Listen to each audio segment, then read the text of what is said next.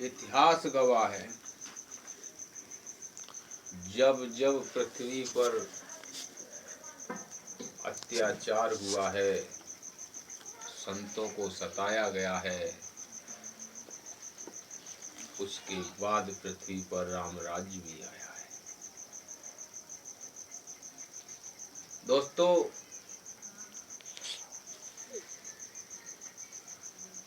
आज बड़ा ही मार्मिक विषय पर वार्ता हो रही है, जिसका प्रभाव हमारे देश पर ही नहीं बल्कि संपूर्ण विश्व में फैला हुआ है। आतंकवाद व नक्सलवाद।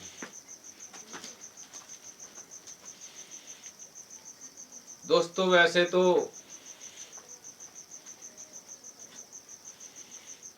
देखा जाए तो जीवन जीने के दो पहलू हैं।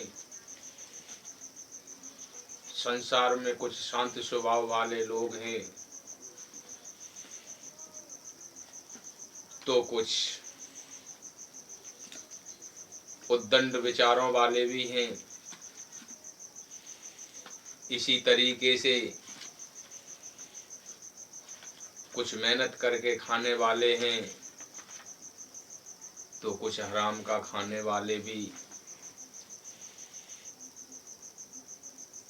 हराम का खाने वाले जब तक मेहनत करने वाले के ऊपर दबाव नहीं बनाएंगे,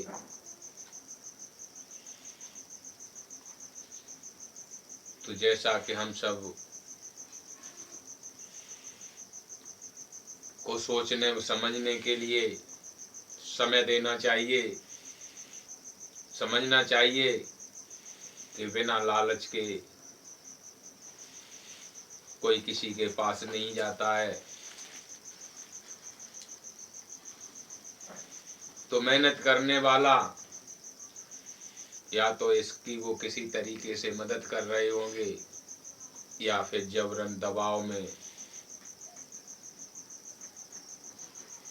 उससे लूट के खा रहे होंगे।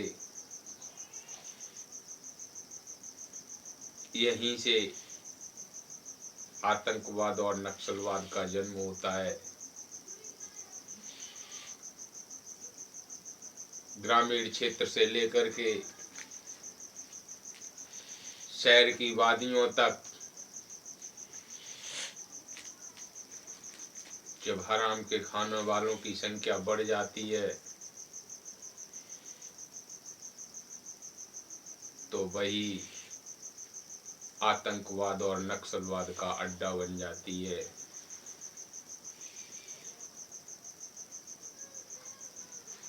जो युगों युगों से एक दूसरे के साथ एक दूसरा का पूरक होते जैसे लगे हुए हैं।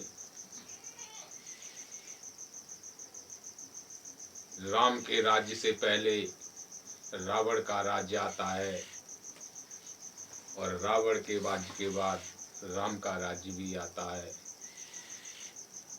तो दोस्तों, ये तो चला आ रहा है। कभी भजन करने वालों की संख्या बढ़ जाती है, तो कभी तीर कमान और तोप चलाने वालों की संख्या बढ़ जाती है। आज संपूर्ण विश्व में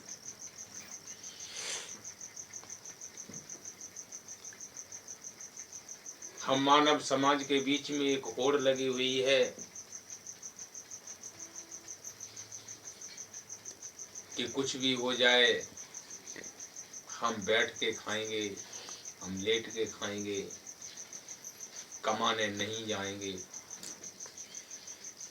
जब कैसे हम अति सुंदर पढ़ाई वाले यूं कह रहे हैं,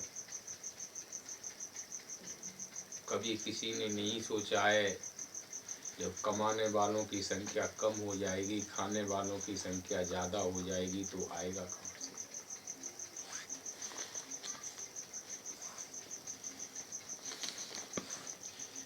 एक दूसरे को दबाने के चक्कर में हम अपनों के विरोधी बन बैठे हैं। एक दूसरे के दबाने के चक्कर में हम अपनों के विरोधी बन बैठे हैं। सत्य कहता हूं दोस्तों,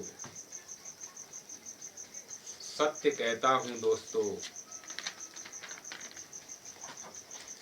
हम तुमसे विनम्रता का फल खाए बैठे। आज हम देखते हैं कि जो जितना सज्जन है,